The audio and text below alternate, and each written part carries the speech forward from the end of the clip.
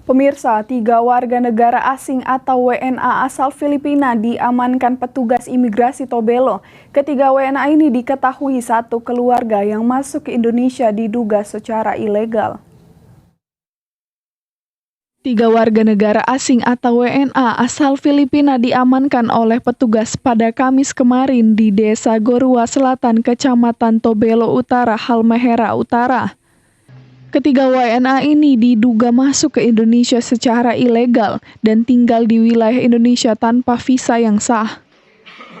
Mereka diketahui masuk ke Maluku Utara sejak pertengahan Juli lalu melalui Pulau Balut, Filipina menuju ke Tobelo, Halmahera Utara menggunakan pambot dengan alasan menjenguk paman yang sakit.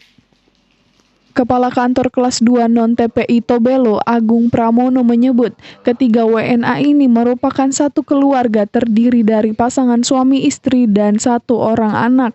Jadi pada hari ini, di hari Kamis tanggal 25 Agustus sekitar pukul 14.30, kami bersama anggota dari Satreskrim Polres Halmahera Utara telah mengamankan 3 orang warga negara asing kebangsaan Filipina, di mana ketiga orang warga negara asing tersebut masuk ke wilayah Indonesia secara tidak sah dengan menggunakan pambut menuju Tobelo, Halmahera Utara sekitar pertengahan Juli, di mana ketiga orang warga negara asing tersebut merupakan satu keluarga, pasangan suami istri dan 1 orang anak.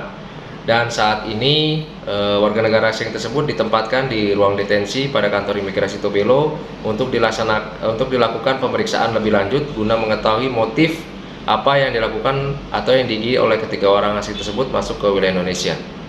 Hingga kini ketiga WNA asal Filipina masih diamankan oleh petugas imigrasi Tobelo untuk dimintai keterangan lebih lanjut, serta berkoordinasi dengan Konsulat Jenderal Filipina di Manado terkait kasus ini.